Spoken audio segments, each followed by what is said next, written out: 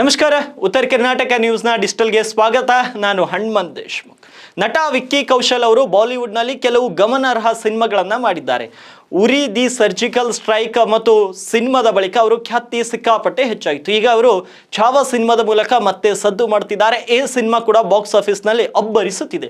ಈ ಎಲ್ಲ ಕಡೆಗಳಲ್ಲಿ ಉತ್ತಮವಾಗಿ ಪ್ರದರ್ಶನ ಕಾಣುತ್ತಿದೆ. ಛಾವಾ ಸಿನಿಮಾಗೆ ಪ್ರೇಕ್ಷಕರಿಂದ ಪಾಸಿಟಿವ್ ಪ್ರತಿಕ್ರಿಯೆ ಕೂಡ ಸಿಗುತ್ತಿದ್ದು ದಿನದಿಂದ ದಿನಕ್ಕೆ ಕಲೆಕ್ಷನ್ ಕೂಡ ಹೆಚ್ಚಾಗುತ್ತಿದೆ. ಈಗ ಈ ಸಿನಿಮಾದ ಕಲೆಕ್ಷನ್ 200 ಕೋಟಿ ರೂಪಾಯಿಯ ಸನಿಹದಲ್ಲಿದೆ.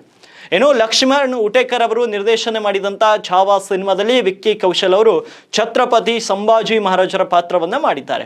ಮಹಾರಾಣಿ ಯೇಸುಬಾಯಿ ಪಾತ್ರಕ್ಕೆ ರಶ್ಮಿಕಾ ಮಂದಣ್ಣ ಅವರು ಬಣ್ಣ ಹಚ್ಚಿದ್ದಾರೆ. ಔರಂಗಜೇಬ್ ಪಾತ್ರದಲ್ಲಿ ಅಕ್ಷಯ್ ಖನ್ನಾ ಅವರು ಕಾಣಿಸಿಕೊಂಡಿದ್ದಾರೆ. ಐತಿಹಾಸಿಕ ಕಥಾ ಹಂದರ ಹೊಂದಿರುವಂತಹ ಈ ಸಿನಿಮಾಗೆ ಪ್ರೇಕ್ಷಕರು ಕೂಡ ಫಿದಾ ಆಗಿದ್ದಾರೆ.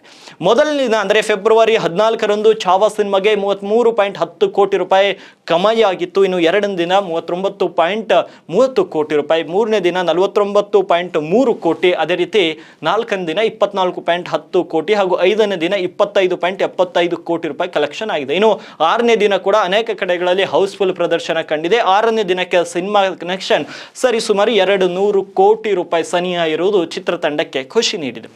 ಲಕ್ಷ್ಮಣ್ ಉಟೇಕರ್ ಆಕ್ಷನ್ ಕಟ್ ಹೇಳಿರುವಂತಹ ಛಾವಾ ಚಿತ್ರವನ್ನ ಮ್ಯಾಡಕ್ ಫಿಲಮ್ಸ್ ಅಡಿಯಲ್ಲಿ ದಿನೇಶ್ ವಿಜಯನ್ ಅವರು ನಿರ್ಮಾಣ ಮಾಡಿದ್ದಾರೆ. ಮರಾಠ ರಾಜ ಸಂಭಾಜಿ ಮಹಾರಾಜರ ಜೀವನವನ್ನ ಆಧರಿಸಿದ ಹಿಸ್ಟಾರಿಕಲ್ ಆಕ್ಷನ್ ಡ್ರಾಮಾ ಇದಾಗಿದೆ. ಇನ್ನು ವಿಕ್ಕಿ ಕೌಶಲ್ ಸಂಭಾಜಿ ಮಹಾರಾಜರ ಪಾತ್ರ ನಿರ್ವಹಿಸಿದರೆ, ರಾಣಿ ಯೇಸುಬಾಯಿ ಪಾತ್ರದಲ್ಲಿ ಕನ್ನಡದ ಬೆಡಗಿ ರಶ್ಮಿಕಾ ಮಂದಣ್ಣ ಅವರು ಆ ಒಂದು ಪಾತ್ರವನ್ನು ಅಚ್ಚುಕಟ್ಟಾಗಿ ನಿರ್ವಹಿಸಿದ್ದಾರೆ. ಇನ್ನು ಛತ್ರಪತಿ ಸಂಭಾಜಿ ಮಹಾರಾಜರ ಜೀವನ ಆಧರಿಸಿದ ಛಾವಾ ಚಿತ್ರವನ್ನ ಮಹಾರಾಷ್ಟ್ರದ ಮುಖ್ಯಮಂತ್ರಿ ದೇವೇಂದ್ರ ಫಡ್ನವೀಸ್ ಅವರು ಇಂದು ಶ್ಲಾಘಿಸಿದ್ದಾರೆ. ಇದೊಂದು ಐತಿಹಾಸಿಕ ಚಿತ್ರ, ಸತ್ಯ ಸಂಗತಿಗಳನ್ನ ತಿರುಚಲಾಗಿಲ್ಲ ಅಂತ ಹೇಳಿದ್ದಾರೆ. ಮರಾಠ ಯೋಧ ರಾಜ್ಯ ಛತ್ರಪತಿ ಶಿವಾಜಿ ಮಹಾರಾಜರ ಜನ್ಮ ದಿನಾಚರಣೆ ಹಿನ್ನೆಲೆ ಪುಣೆಯಲ್ಲಿ ನಡೆದಂತ ಕಾರ್ಯಕ್ರಮದಲ್ಲಿ ಮಹಾರಾಷ್ಟ್ರ ಮುಖ್ಯಮಂತ್ರಿ ಸುದ್ದಿಗಾರರೊಂದಿಗೆ ಮಾತನಾಡಿದರು. ಈ ವೇಳೆ ಛಾವಾ ಚಿತ್ರವನ್ನು ಅವರು ಉಲ್ಲೇಖಿಸಿದರು. ಛತ್ರಪತಿ ಶಿವಾಜಿ ಮಹಾರಾಜರ ಜಯಂತಿಯಿಂದ ಜಗತ್ತಿನಾದ್ಯಂತ ಇರುವಂತಹ ಛತ್ರಪತಿ ಶಿವಾಜಿ ಮಹಾರಾಜರ ಅಭಿಮಾನಿಗಳಿಗೆ ಶುಭಾಶಯ ಕೋರುತ್ತೇನೆ. ಛತ್ರಪತಿ ಶಿವಾಜಿ ನಮಗೆ ಸ್ವಾಭಿಮಾನವನ್ನು ನೀಡಿದ್ರು, ಸಮಾನತೆ ಮತ್ತು ಏಕತೆಯ ಪಾಠಗಳನ್ನು ನೀಡಿದ್ರು. ಹೇಗೆ ಆಳ್ಬೇಕು,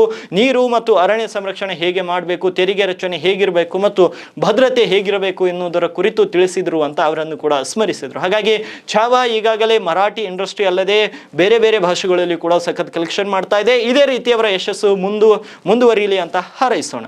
ಈ ಒಂದು ವಿಡಿಯೋದ ಬಗ್ಗೆ ನಿಮ್ಮ ಅಭಿಪ್ರಾಯವೇನು ಕಮೆಂಟ್ ಬಾಕ್ಸ್ನಲ್ಲಿ ಕಮೆಂಟ್ ಮಾಡಿ ತಿಳಿಸಿ ಮತ್ತು ಈ ರೀತಿಯ ಲೇಟೆಸ್ಟ್ ಅಪ್ಡೇಟ್ಸ್ಗಳಿಗಾಗಿ ಚಾನಲ್ಗೆ ಸಬ್ಸ್ಕ್ರೈಬ್ ಮಾಡ್ಕೊಳ್ಳಿ.